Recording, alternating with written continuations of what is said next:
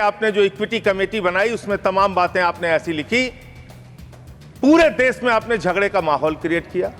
आप कभी भी और कहीं भी दलितों और पिछड़ों और आदिवासियों के हितैषी रहे ही नहीं हैं। आपका संगठन, आपकी विचारधारा, आपकी मातृ संस्था आरएसएस, वहां तो 100 साल तक आज तक एक भी दलित, पिछड़ा और आदिवासी आरएसएस का प्रमुख नहीं बना। यह सच्चाई है आपकी। 45 सेंट्रल यूनिवर्सिटीज है जिसमें से 38 केंद्रीय विश्वविद्यालयों में सिर्फ और सिर्फ सवर्ण जाति के लोग वीसी हैं।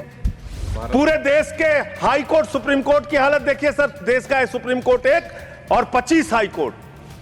वहां पे कितने जज हाई कोर्ट के अंदर या सुप्रीम कोर्ट के अंदर दलित, पिछड़े, आदिवासी हैं? पता कर लीजिए, आपको पता चल जाएगा। और वो वीडियो मैंने ट्वीट कर दिया तो मेरे ऊपर उल्टा मुकदमा लिख लिया गया। कितना मुकदमा लिखेंगे आप? आप लिखिए मुकदमा मेरे ऊपर। यूजीसी के मुद्दे को लेकर पूरे देश में विवाद चल रहा है। यूजीसी के नए कानून पर सुप्रीम कोर्ट ने रोक लगा दी, लेकिन सरकार और यूजीसी के ऊपर इसकी आलोचना हो रही है कि उन्होंने भेदभावपूर्ण कानून बनाया। इस पूरे मामले में दो गुट नजर आ रहे हैं, एक इसके समर्थन में और एक इसके विरोध में। राज्यसभा सांसद संजय सिंह ने इसका मुद्दा राज्यसभा में उठाया। उन्होंने कहा कि देश की सरकार ने आग लगाने और झगड़ा कराने का काम किया।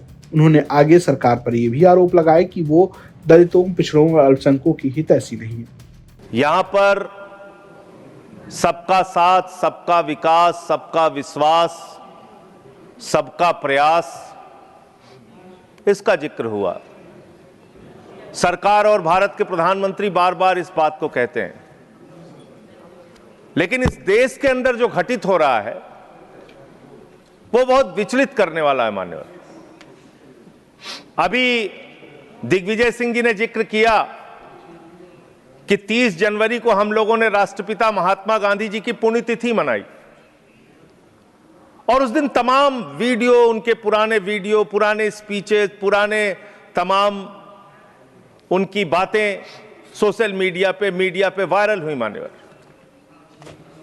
और उसी बीच एक तस्वीर वायरल हुई। वो तस्वीर थी उन हत्यारों की जो अदालत में बैठ के हंस रहे थे, उस जमाने की तस्वीर, जिसमें नाथूराम गोडसे भी था और उसके साथ तमाम और लोग थे, हंस रहे थे। उनके मन में कोई चिंता नहीं थी। आप कह रहे हैं गांधी जी की हत्या से आरएसएस का कोई लेना देना नहीं, तो मैं आपसे कहना चाहता हूं कि आइए हम सब लोग मिलकर उस विचारधारा की हत्या करें जिस विचारधारा ने गांधी की हत्या की। उस विचारधारा की हत्या करें मानव, जिस विचारधारा ने हमारे राष्ट्रपिता महात्मा गांधी को, अहिंसा के पुजारी को, हमसे छीना। लेकिन दुर्भाग्य से ऐसा नहीं हो रहा है। देश में तमाम घटनाएं हो रही हैं। पिछले दिनों बरेली में एक चर्च के सामने हंगामा किया गया, हनुमान चालीसा पढ़ा गया। लखनऊ के अंदर एक चर्च के सामने, वहां पर हंगामा किया गया, हनुमान चालीसा पढ़ा गया। क्या बजरंगबली जी ने आपसे कहा है कि चर्च में जाके हनुमान चालीसा पढ़ो? क्या भगवान श्री राम ने आपसे कहा है कि मस्जिद के सामने जाके रामचरितमानस का पाठ करो? अगर आपको हनुमान चालीसा पढ़ना है, हनुमान जी के मंदिर में जाइए। रामचरितमानस का पाठ करना है, राम जी के मंदिर में जाइए, वहां से कुछ आशीर्वाद लेकर आइए अपने लिए और इस देश के लिए। लेकिन वतन को बांटने की कोशिश मत कीजिए। वतन को बांटने की कोशिश मत कीजिए मान्यवर। ये मंदिर, ये मस्जिद, ये शिवालय की जिद में वतन ही ना होगा तो क्या बांटिएगा? ये कब तक मजहबी नशा बांटिएगा? ये मंदिर, ये मस्जिद, शिवालय की जिद में वतन ही ना होगा तो क्या बांटिएगा? आप इस देश को बांटने का काम कर रहे हैं। एक विचलित करने वाला वीडियो उस दौरान आया मान्यवर। 25 दिसंबर के पहले जबलपुर में भारतीय जनता पार्टी की एक महिला नेता चर्च के अंदर घुसती है, घुसकर वहां एक नेत्रहीन महिला के साथ हाथापाई करती है और उसकी जो मासूम बच्ची बैठी रहती है उसको ये कहती है कि तुम इससे गलत काम कराने के लिए लाती हो। ऐसा समाज आप बना रहे हैं, ऐसा हिंदुस्तान बना रहे हैं। पूरी दुनिया में आप ऐसे विश्वगुरु बनेंगे? आज ऑस्ट्रेलिया में, इंग्लैंड में, यूएस में, न्यूजीलैंड में, दुनिया के अलग अलग देशों में जो लोग भारतीय रहते हैं उनको कितनी शर्मिंदगी महसूस करनी पड़ती होगी कि आप उनके धार्मिक मान्यताओं के हिसाब से उनको यहां पे पूजा अर्चना, इबादत, प्रेयर नहीं करने दे रहे हैं। ये हो रहा है मान्यवर इस देश के अंदर। इसलिए नफरत की राजनीति को पहले मारना होगा, और आपकी नफरत की राजनीति रुक नहीं रही है, वो असीमित है, उसकी कोई सीमा नहीं है। पहले हिंदू को मुसलमान से लड़ाओ, फिर हिंदू को सिख से लड़ाओ, फिर हिंदू को ईसाई से लड़ाओ, फिर हिंदू को हिंदू से लड़ाओ, जाट को गैर जाट से लड़ाओ, मराठा को गैर मराठा से लड़ाओ, दलित, पिछड़े, सवर्ण को आपस में लड़ाओ। अभी आप एक बिल लेके आए, उस बिल के बारे में सुप्रीम कोर्ट ने कह के रोक लगा दिया कि यह बिल तो अस्पष्ट है, इसमें कोई स्पष्टता नहीं है इस बिल में। आप क्यों ऐसा बिल लेके आए जिसके कारण से पूरे देश का माहौल खराब हुआ? आपने झगड़ा कराया दलितों यूजीसी का बिल, और आप इक्विटी बिल जो लेके आए, आपने कहा इक्विटी कमेटी जो बनेगी उसको लेके आपने जो इक्विटी कमेटी बनाई उसमें तमाम बातें आपने ऐसी लिखी, पूरे देश में आपने झगड़े का माहौल क्रिएट किया। आप कभी भी और कहीं भी दलितों और पिछड़ों और आदिवासियों के हितैषी रहे ही नहीं है। आपका संगठन, आपकी विचारधारा, आपकी मातृ संस्था आरएसएस, वहां तो 100 साल तक आज तक एक भी दलित, पिछड़ा और आदिवासी आरएसएस का प्रमुख नहीं बना। यह सच्चाई है आपकी। आप हल्ला मचा रहे थे कि देखो हमने दलितों, पिछड़ों, आदिवासियों के लिए कितना शानदार बिल हम लेके आए, कितना शानदार हमने काम कर दिया। सुप्रीम कोर्ट ने उस पर रोक लगा दिया।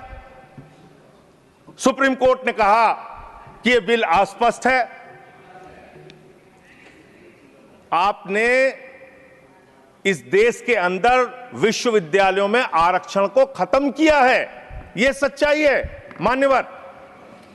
दलित, पिछड़े, आदिवासियों के लिए जो प्रोफेसर्स, असिस्टेंट प्रोफेसर्स की नियुक्ति होनी चाहिए, 80% से ज्यादा पोस्ट खाली पड़ी हुई है विश्वविद्यालयों में। और जो चीज आपके हाथ में है, आप दलितों, पिछड़ों, आदिवासियों के हितैषी कैसे हैं? 45 सेंट्रल यूनिवर्सिटीज है जिसमें से 38 केंद्रीय विश्वविद्यालयों में सिर्फ और सिर्फ सवर्ण जाति के लोग वीसी हैं, और 7 में दलित, पिछड़े और आदिवासी हैं।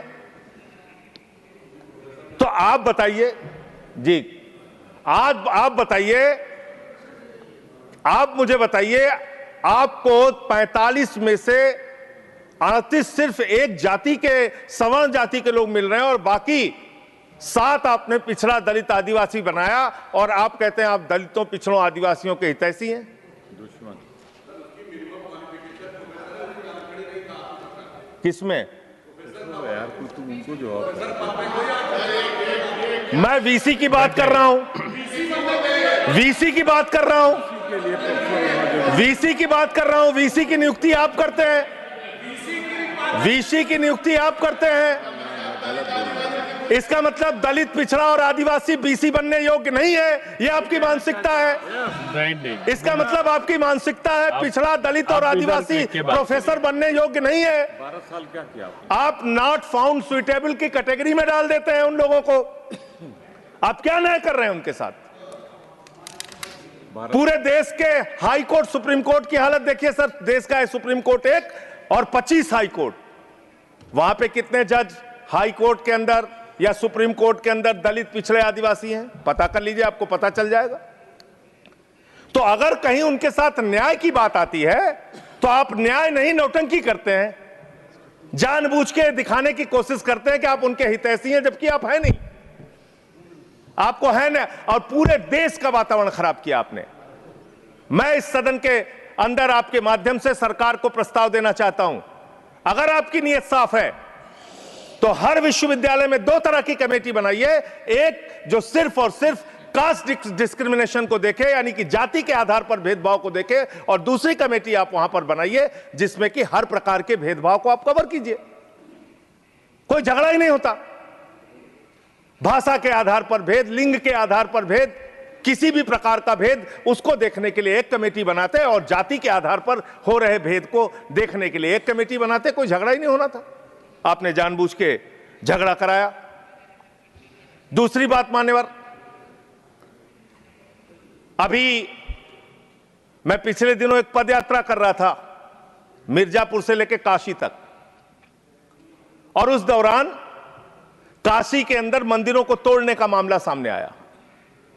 मणिकर्णिका घाट को तोड़ा गया मान्यवर, मणि को तोड़ दिया गया, माता अहिल्याबाई होलकर जी की प्रतिमा को तोड़ दिया गया, और वो वीडियो मैंने ट्वीट कर दिया तो मेरे ऊपर उल्टा मुकदमा लिख लिया गया। कितना मुकदमा लिखेंगे आप लिखिए मुकदमा मेरे ऊपर। मान लीजिए मैं झूठ बोल रहा हूं, आपकी पार्टी की नेता सुमित्रा महाजन जी, उन्होंने कहा कि माता अहिल्याबाई होलकर जी की प्रतिमा तोड़ी गई, मणिकर्णिका घाट को तोड़ा गया। आपकी पार्टी के नेता और केंद्र राज्य सरकार के मंत्री रविंद्र जायसवाल, उन्होंने कहा मणिकर्णिका घाट को तोड़ा गया, मंदिरों को तोड़ा गया, माता अहिल्याबाई होलकर जी की प्रतिमा को तोड़ा गया। आप उन पापियों के खिलाफ कार्रवाई करने के बजाय मेरे ऊपर एफआईआर कर रहे हैं। आप ऐसा शब्द मत बोलिए। कौन जिन लोगों ने तोड़ा मान्यवर, जिन लोगों ने मंदिर तोड़ा, उन गुनहगारों को मैं चाहता हूं, चलिए गुनहगार कह देता हूं भाषा शैली में, चलिए मान्यवर गुनहगार संयम के साथ साथ उन गुनहगारों को जिन्होंने उस पुरातन पवित्र मणिकर्णिका घाट को तोड़ा, माता अहिल्याबाई होलकर जी की प्रतिमा को तोड़ा, कार्रवाई उन पे करने के बजाय आपने मुझ पर एफआईआर कर ली। मैं आपके माध्यम से सरकार से मांग करता हूं, अगर आपने कोई तोड़फोड़ वहां पर नहीं की है, 3 सदस्यों का, और तीनों बीजेपी के रहे, मैं तो कह रहा हूं 3 के तीनों बीजेपी के लेके जाइए आप। 3 सदस्य भेजिए बीजेपी के संसदीय दल के, और वहां पर दिखाइए कि माता अहिल्याबाई होलकर की प्रतिमा है, वहां दिखाइए मणिकर्णिका घाट को नहीं तोड़ा गया है, और फिर जो कार्रवाई आप मेरे ऊपर करना चाहें कीजिए। आपने काशी को बर्बाद करने का एक मन बना लिया है। काशी कॉरिडोर के नाम पे आपने सैकड़ों मंदिर वहां पे तोड़ दिए, वहां पे शिवलिंग लंका थाने में पड़े हुए हैं। यह घटना अगर किसी विपक्ष के राज्य में हुई होती, आप पूरे देश में हंगामा कर देते, फसाद करा देते पूरे देश में। लेकिन आपने वहां मंदिरों को तोड़ा, पवित्र घाटों को तोड़ा। 54 देश के नागरिक आते हैं काशी में मान्यवर, वो वहां पे बिल्डिंग देखने नहीं आते, वो वहां पे आते हैं वहां के पुरातन मंदिरों को देखने के लिए, वो वहां पे आते हैं पुरातन घाटों को देखने के लिए, पौराणिक मंदिरों को देखने के लिए। वो इसलिए आते हैं काशी की गलियों को देखने के लिए। आप वहां तोड़फोड़ कर रहे हैं। जाके पूछिए वहां के लोगों से कितना गुस्सा और नाराजगी उनके मन में है। लेकिन आपको धर्म में भी धंधा करना है, हर जगह धर्म के नाम पे भी धंधा करना है, वो काम आप वहां पे कर रहे हैं। दूसरी बात, इस भाषण में शिक्षा की चर्चा हुई, स्वास्थ्य की चर्चा हुई, जल जीवन मिशन की चर्चा हुई, और कल बजट आया तो आपकी कलई खुल गई। आप विकसित भारत की बात कर रहे हैं, कह रहे हैं विकसित भारत बनाएंगे। कब बनाएंगे? 2047 में बनाएंगे। उसको 3047 कर दीजिए। 1000 साल बाद कौन पूछने वाला है सर? 3047 में हम भारत को विकसित भारत बताएंगे, 1000 साल बाद कौन पूछेगा?